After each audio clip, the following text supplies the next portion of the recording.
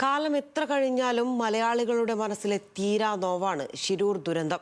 കേരളമൊന്നാകെ അർജുൻ മടങ്ങിയെത്തുമെന്ന് കാത്തുനിന്ന ആ ദിനങ്ങളിലെ അനുഭവങ്ങളും രക്ഷാപ്രവർത്തനവും വിവരിക്കുന്ന മഞ്ചേശ്വരം MLA AK അഷ്റഫിന്റെ 72 ശിരൂർ ദിനങ്ങൾ എന്ന പുസ്തകം പ്രസിദ്ധീകരണത്തിന് ഒരുങ്ങുകയാണ്.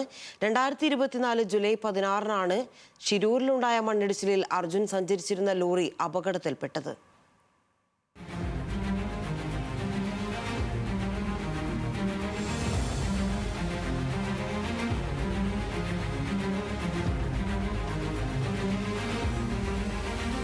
കർണാടകയിലെ കാർവാറിന് സമീപം ഷിരൂരിൽ ഗംഗാവലിപ്പുഴയിൽ കോഴിക്കോട് കണ്ണാടിക്കൽ സ്വദേശി അർജുനെ കാണാതായ മണ്ണിടിച്ചിൽ ദുരന്തത്തിന് 2 വർഷം പിന്നിടുമ്പോൾ ആ ദിവസങ്ങളിലെല്ലാം രക്ഷാപ്രവർത്തനത്തിൽ സജീവമായി പങ്കെടുത്ത മഞ്ചേശ്വരം MLA AK അഷ്റഫിന്റെ അനുഭവങ്ങളും ഓർമ്മകളുമാണ് 72 ഷിരൂർ ദിനങ്ങൾ എന്ന പുസ്തകത്തിലുള്ളത്.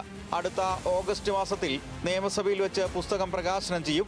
മാനവ സൗഹാർദ്ദത്തിന്റെ ആ കൂട്ടായ്മയുടെ കഥ എക്കാലവും നിലനിൽക്കണമെന്ന ആഗ്രഹമാണ് ഇങ്ങനെ ഒരു പുസ്തകത്തിന് പിന്നിലെന്ന് AK അഷ്റഫ് MLA പറഞ്ഞു.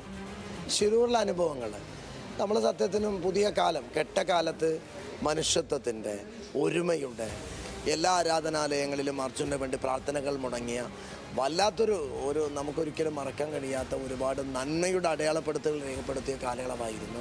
അതെന്തായാലും കേരളം ഉള്ള കാലം വരെ ശിരൂർ സംഭവം കേരളം ഓർക്കും.